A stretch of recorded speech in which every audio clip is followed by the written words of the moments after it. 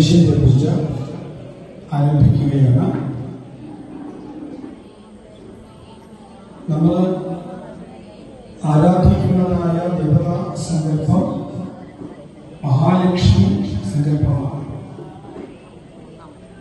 മഹാലക്ഷ്മി സങ്കല്പത്തില് ഇത് സ്ത്രീയാണോ പുരുഷനാണോ എന്നൊക്കെ ചോദിച്ചു കഴിഞ്ഞാൽ ഭാഗവതം നമുക്ക് പറഞ്ഞു തരുന്നുണ്ട്. സ്ത്രീ ദൈവം പുരുഷ ദൈവം അങ്ങനെയൊന്നുമില്ല. പ്രാണനെ സംബന്ധിച്ച് സ്ത്രീയുടെ പ്രാണൻ പുരുഷന്റെ പ്രാണൻ അങ്ങനെയില്ല.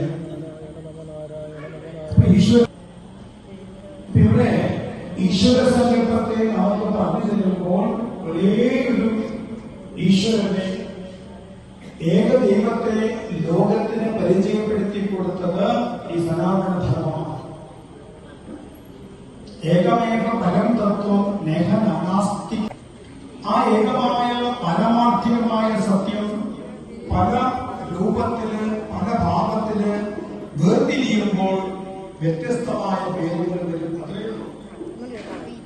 ഒരു വ്യക്തിക്ക് തന്നെ സ്കൂളിലേക്ക് ചെന്നാൽ അയാളെ മാഷെന്ന് വിളിക്കും. വീട്ടിലെത്തിക്കഴിഞ്ഞാൽ അയാൾ അച്ഛനാണ്. കൂട്ടുകാരടുത്തെത്തിയ അയാൾ കൂട്ടുകാരനാണ്. ക്ഷേത്രത്തിൽ എന്തെങ്കിലും ഉത്തരവാദിത്തം പ്രസിഡന്റാണെങ്കിൽ അയാൾ പ്രസിഡന്റാണ്. ഭാര്യയെടുത്തെത്തുമ്പോൾ അയാൾ ഭർത്താവാണ്. മരുമകനെടുത്തെത്തുമ്പോൾ അമ്മാവനാണ്. ഈ അമ്മാവനായിട്ടും അച്ഛനായിട്ടും കൂട്ടുകാരനായിട്ടും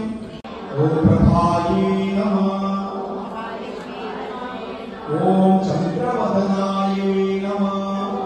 വരാത്തത് എന്ന് ചോദിച്ചു. അമ്മ വരാത്തതിന് കാരണം അമ്മ പറഞ്ഞു, ഇവിടെ ഈ ഒരു സർപ്പക്കാവുണ്ട്.